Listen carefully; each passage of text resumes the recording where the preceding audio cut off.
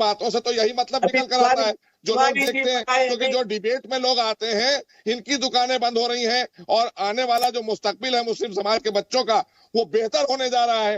ये सर्वे से परेशानी उन लोगों को है जिनकी दुकानें बंद हो रही हैं, और कोई परेशानी नहीं है। परेशानी उनको है जिनकी दुकानें बंद हो रही हैं। आम बच्चों के भविष्य के लिए हम दुकान में आप इन्वेस्ट करे हुए हैं क्या? भैया आप लोग अपनी अपनी दुकान चला रहे हैं, आपके पीछे भी आपकी तस्वीर लगी, एक बड़ा सा पोस्टर लगा है, आप अकेले अध्यक्ष बन गए, आप मुसलमानों के ठेकेदार हो गए।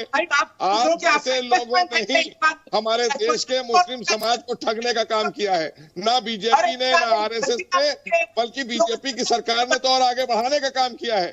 आपको पता नहीं है, हमने राष्ट्रपति बनाया, हमने अरे तो आपका पहला शिक्षा मंत्री देश का मौलाना अबुल कलाम आजाद, आप उनके बारे में जानते हैं? उसके बाद आप बताइए कितने मौलाना अबुल कलाम आजाद निकाले आपने, कितने कलाम मदरसों से?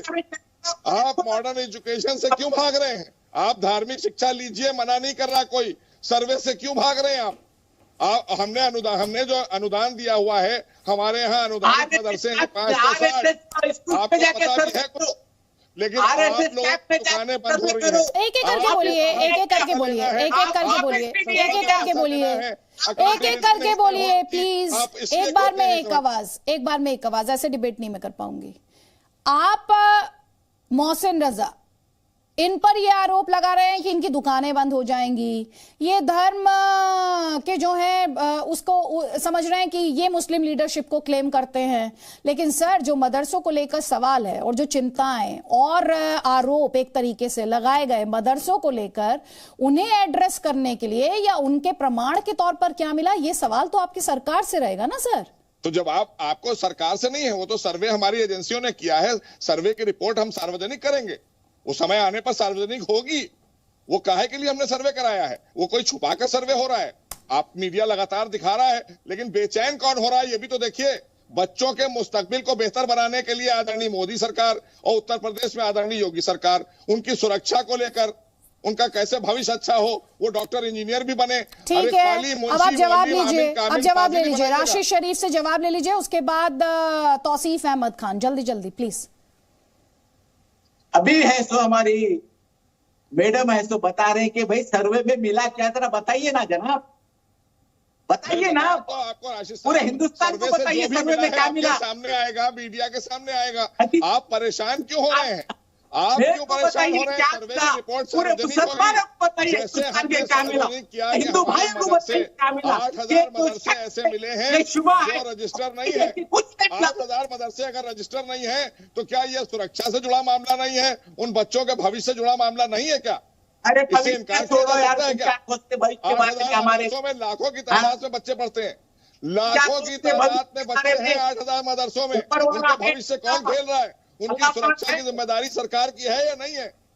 आप परेशान ठीक है, जल्दी से, ठीक है तौसीफ अहमद, एक सेकंड राशिद शरीफ, अभी सर्वे की रिपोर्ट अगर सार्वजनिक नहीं हुई तो अभी शायद आपको भी संयम बरतना चाहिए, और अभी रिपोर्ट सार्वजनिक नहीं हुई तो मोहसिन रजा कह रहे हैं रिपोर्ट सार्वजनिक होने का इंतजार कर लीजिए, तो दोनों संयम बरत लीजिए यहाँ पर। तौसीफ अहमद खान और उसके बाद सुबुई खान, जल्दी जल्दी।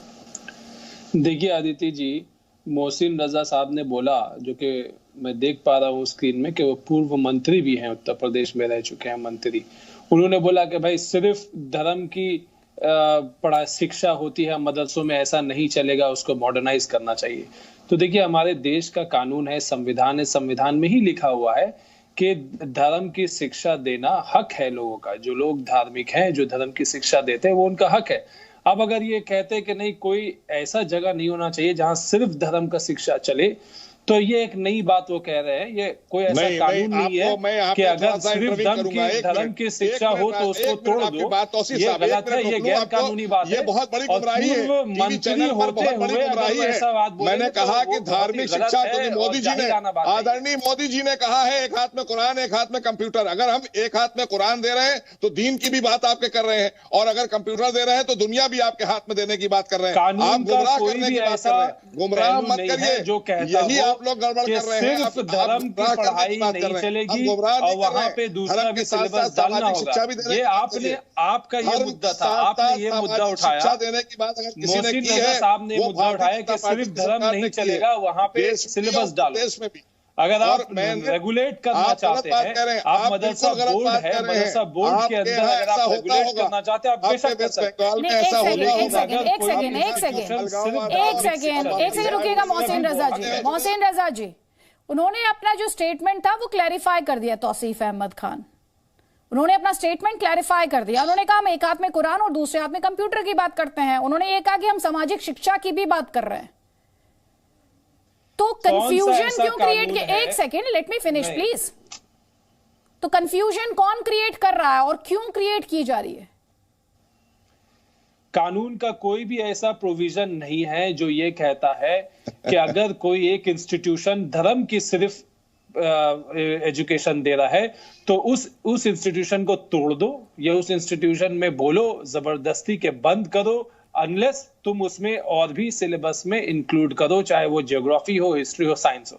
ऐसा कहीं पे कोई प्रोविजन नहीं है।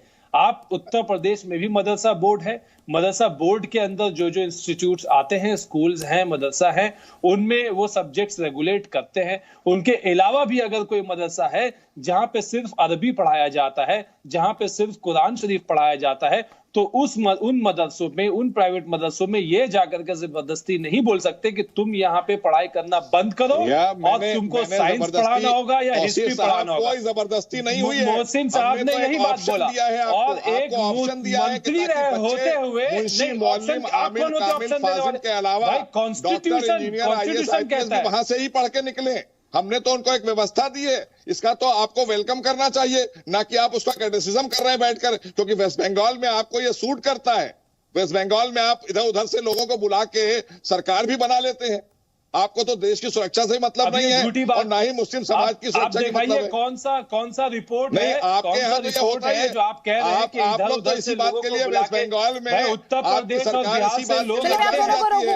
जमीयत उलेमा हिंद के अध्यक्ष मौलाना अरशद मदनी का बयान अब हमारे दर्शकों के लिए सुनना जरूरी। एक तरफ तो आरोप ये लगाए जाते हैं कि मुसलमान पढ़ाई में पिछड़ रहे हैं, उनके लिए बराबरी के मौके नहीं है, नौकरियां नहीं है। दूसरी तरफ मौलाना मदनी ये भी कहते हैं कि सरकार से मदद लेंगे तो फिर सरकार के गुलाम हो जाएंगे।